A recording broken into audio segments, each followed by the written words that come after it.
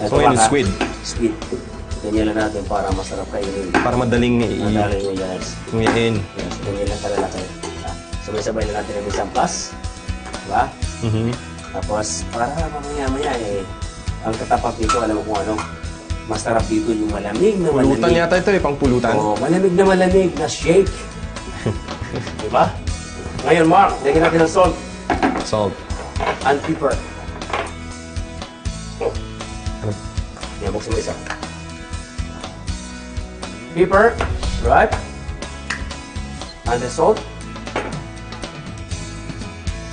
Yan. Malapit na sa dagat dito, no? Marami asin dito. Jokes lang. Ayan, mainit-init na. Ngayon, nandiyan na. So ito na yung batter. Chopstick natin. Chopsticks. Ayan. Alright. Ang ginagawa ko na ganyan, biligtan natin yung chopstick. Bakit? Kasi ito maliit. Kapag kinuha mo mamaya doon, hindi Pwede. siya kumakapal ng ano. Diba? Alright.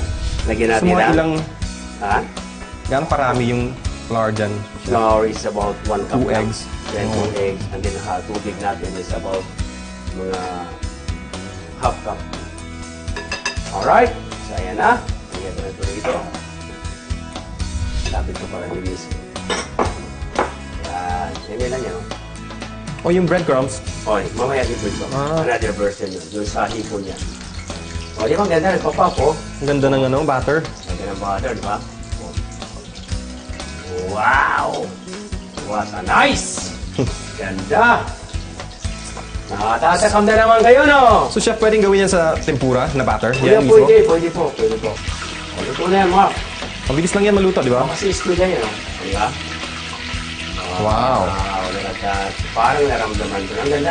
Yan mismo ang batter na maganda. Nag-curly-curly yan, yan ang ganda. Sarap. Like it, bro. Nilagyan mo ba ng salt at paminta? yung- Wala po, kasi mayroon tayong sausawan mamaya. Okay. Ay, mayroon yung set natin. Yan. No, yung batter. Oh, wala. Wala. Alright, next.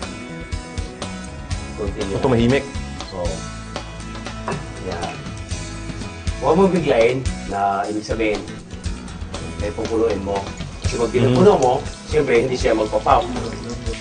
I love this one, magpa-pop. Yeah. May-imagine ko na yung lasa. Imagine mo na.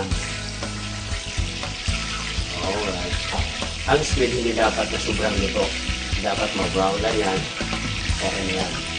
Kasi pag sobrang luto rin makunat, yung Muna at makuha. Ito masarap pag kinain mo. nakain ba ang shell niyan, chef? Pag na ano? Hinangata-ngata lang talaga yan. Okay. Matanggalan natin ang bean. Yan. Tapos iwan natin ganito ha. Tataob. Tapos yan.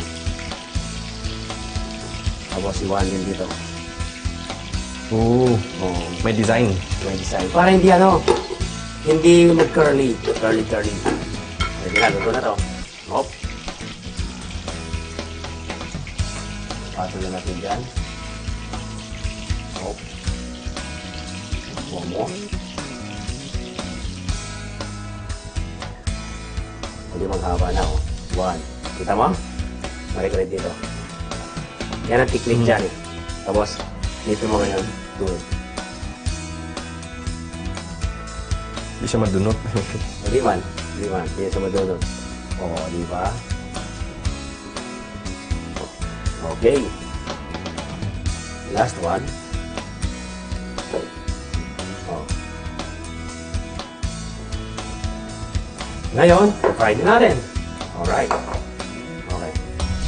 Tingnan natin. Dalawa. Dalawa muna para maganda. Di ba? Diba? Hindi siya bumalapsot. Yan ang technique, Mark. Kasi kung madali siya maluto, na kailangan balik-balik. Kasi straight na straight. Magpa-brown na yung luto na yan.